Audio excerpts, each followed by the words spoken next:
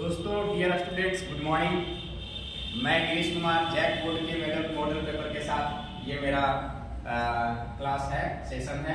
यहाँ देखो, ये solve the following linear programming problem LPP का क्वेश्चन। एकदम एक क्वेश्चन आपको 100% आना ही आना है आपके जैक बोर्ड में। 5 मार्क्स आप लेकर के आओगे अगर ये वीडियो देखोगे सही से। 1-2 बार प्रैक्टिस करनी है ऐसे सवाल को, न्यूमेरिकल्स को। ओके, हम जल्दी कोशिश करते हैं, आपको समझा देते हैं। क्वेश्चन हमने लिख रखा है, ये linear programming problem graphical method से सॉल्व करना है। यहाँ देखिए लिखा हुआ है मिनिमाइज ऑफ जेड, आपको मैक्सिमाइज ऑफ जेड भी दे सकता है। ओके, तो उससे टेंशन नहीं लेना है, एक ही पैटर्न का है, थोड़ा सा चेंजिंग होता है। मिनिमाइज ऑफ जेड इतना है, ये सब्जेक्ट को दिया हुआ है। देखिए इक्वालिटीज में इक्वेशंस दिए हुए हैं, x + 2y ≤ 40, ये और ये x y हमेशा बोला है कि ग्रेटर देन इक्वल टू 0, मतलब हमेशा फर्स्ट क्वाड्रेंट में x y का लेना है।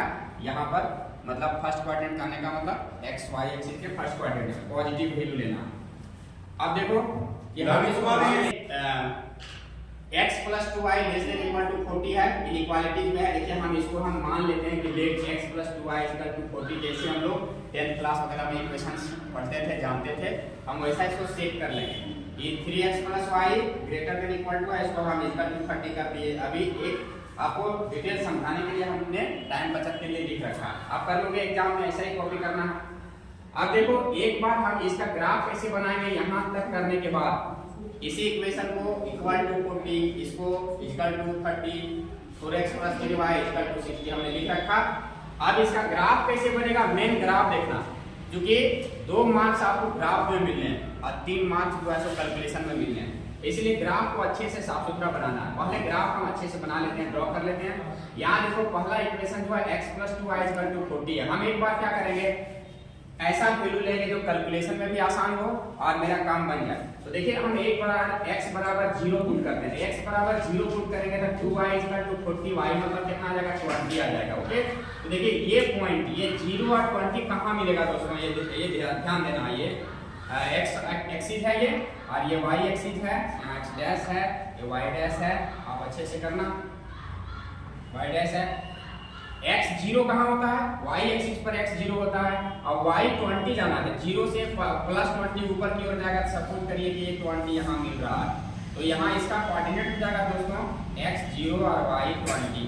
इसको आप इक्वेशन पॉइंट A मान लीजिए। ओके, इसी को हमको कम से कम एक लाइन के लिए कितने पॉइंट्स की आवश्यकता होगी, 2 पॉइंट्स कम से कम मिनिमम चाहिए, तभी हम लाइन को ड्रॉ कर सकते हैं।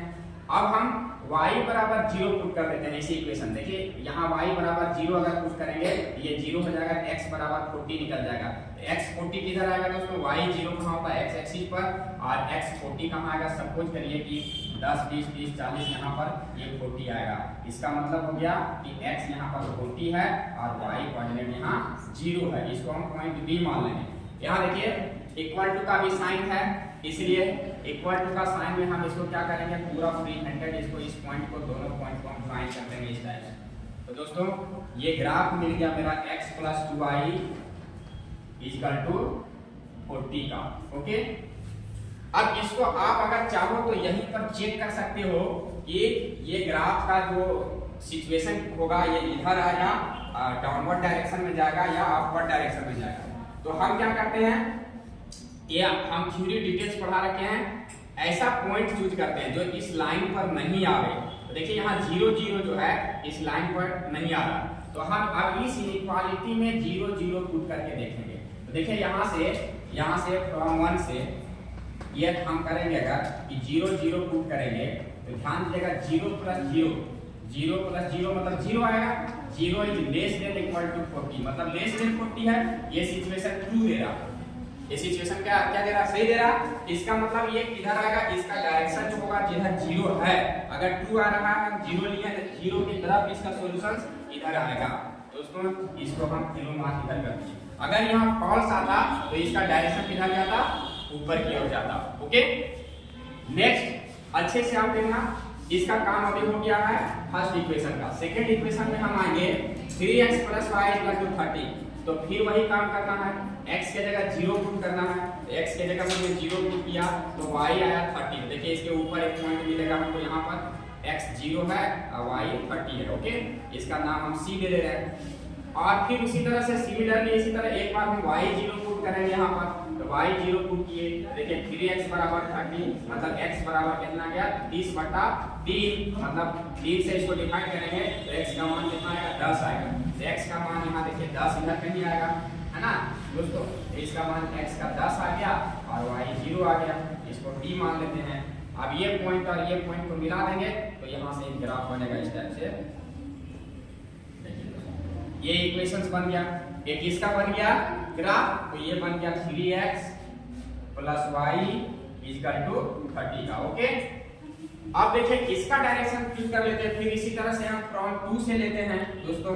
तो फ्रॉम 2 से लेंगे, यहाँ पर भी 0 0 नहीं आ रहा है, तो ये 0 0 हम इस पर टच नहीं कर रहा है, यहाँ है, तो इसका एक वैल्यू यहाँ 0 0 पुट करते हैं इसके इक्वेशन इनइक्वालिटी इसमें सेकंड में, है ना।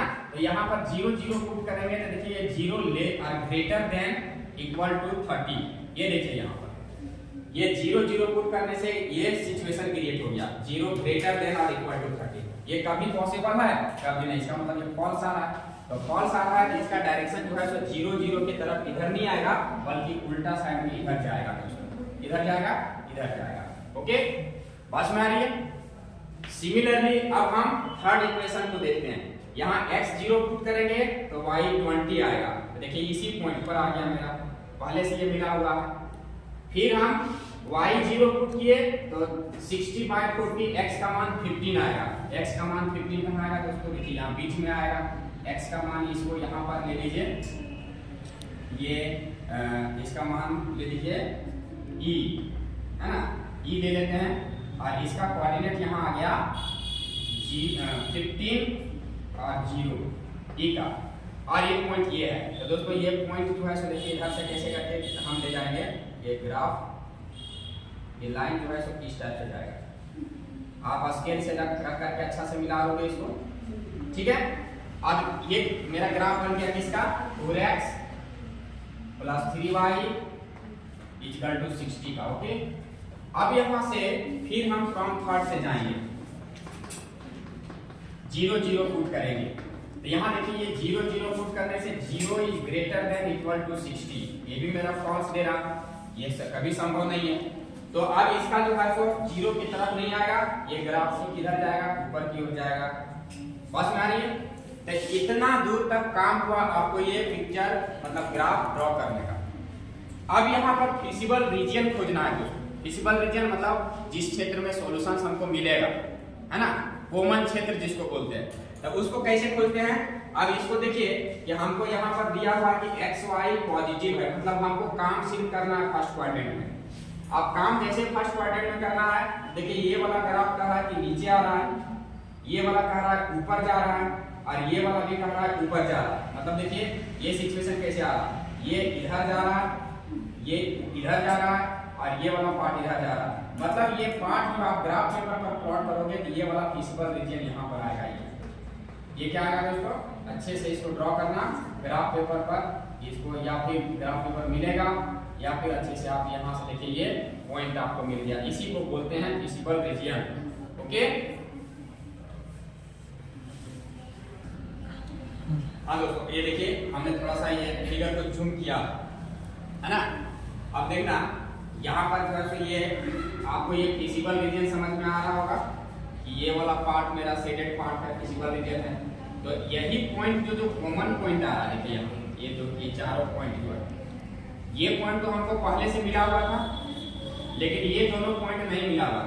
तो ये दोनों पॉइंट कैसे निकालते हैं कि ये जिन लाइंस का इंटरसेक्शन पॉइंट, जैसे ये लाइन इसका और इसका इंटरसेक्शन पॉइंट है, ये दोनों इक्वेशंस को हम क्या करेंगे, ये इंटरसेक्शन पॉइंट है इसका और इसका, तो इसको और इसको सॉल्व किए, देखिए ठीक है। इसको सॉल्व करने से x और y का वैल्यू निकल गया 4 और 18, और सिमिलरली ये इंटरसेक्शन पॉइंट है इस लाइन का और फिर इस लाइन का, ये दोनों को यहाँ सॉल्व किए हैं, इसका वैल्यू निकला है x इक्वल टू 12 और y इक्वल टू 4। आप इतना कर लोगे, ये बहुत आसान चीज है। इतना करने के बाद ये अब काम मेरा 60% ओवर हो गया, फिजिबल रीजन मिल गया, यहाँ ये चारों पॉइंट मिल गया। अब यही चारों पॉइंट पर क्योंकि एक्स वाई पॉजिटिव था, फर्स्ट क्वाड्रेंट में था, तो यही चारों पॉइंट पर हम इसको मिनिमाइज करेंगे या मैक्सिमाइज करेंगे। तो हमारा यहाँ पर वैल्यू क्या दिया हुआ था, मिनिमाइज करने के लिए दिया हुआ था। अब देखो अगर फिजिबल रीजन जहां हमको मिल गया, अब थोड़ा वीडियो में समय बचाने के लिए पहले लिख के यहाँ रख दिए हैं, क्योंकि जोड़ घटाव करना आप लोगों का काम है। मिनिमाइज करना था वैल्यू को, जेड को इसको मिनिमाइज करना था, इसको दिया हुआ क्वेश्चन में minimise of Z 20x + 10y। तो ये जो फिजिबल रीजन का जो पॉइंट्स मिला ना, corner points D E P and Q, जो कॉर्नर पॉइंट्स मिलेगा उसका वैल्यू आप यहाँ जेड पर पुट करोगे। तो देखिए डी का 15 0, Z equal to 20x, 20 × x की जगह 15 और प्लस 10 × y की जगह 0 दिए, टोटल प्रोडक्ट 0, मतलब इसको मल्टीप्लाई करने से कितना आया 300। सिमिलरली डियर स्टूडेंट्स, e के जगह 40 0 पुट करेंगे, फिर यहीं पर z बराबर x के जगह यहाँ पर 20 गुना x के जगह बैठाएंगे 40 प्लस 10 × y 0, ये देखिए इसको कैलकुलेट करने से आ गया 800। सिमिलरली p का वैल्यू 418, z में बैठाएंगे तो 20 × x के जगह 4 और प्लस 10 × y के जगह 18, इसको आप गुना भाग जोड़ घटाव करोगे तो ये 260 आया। और सिमिलरली q, ये कॉर्नर पॉइंट q था। ये देखिए आप चारों में हमको पूछा मिनिमाइज ऑफ z, तो z आपको मिनिमम कहाँ दिख रहा, z के चारों पॉइंट्स में से मिनिमम आपको ये 260 पर दिख रहा। तो यही minimum of z equal to 260 at point p 418, यही मेरा इस पॉइंट पर जो है सो इस पूरे सिचुएशन का मिनिमम पॉइंट मिनिमाइज करेगा, मतलब है ना। तो दोस्तों ये आपके लिए बहुत ही फायदेमंद होगा। एक बार वीडियो देखो और 2-3 बार क्वेश्चन इसका प्रैक्टिस कर लेना, 1-2 नंबर का शॉर्ट प्रॉब्लम का भी देख लेना, है ना, ताकि क्वेश्चन ये छूटे नहीं पाए। क्योंकि जेड बोर्ड है आपका, हो सके वर्ड प्रॉब्लम नहीं दे, ये 100% ये इसी टाइप का क्वेश्चन, एक क्वेश्चन आना है लॉन्ग क्वेश्चन में और 5 मार्क्स का है। आपको ज्यादा मेहनत भी इसमें नहीं करनी है, 2-3 बार प्रैक्टिस करना है ग्राफ का और सिचुएशन क्रिएट करके रखना है। इसी के साथ मैं इस वीडियो से विदा लेता हूँ। बहुत बहुत धन्यवाद। आपको वीडियो पसंद आए तो लाइक एंड सब्सक्राइब जरूर करें। थैंक्स।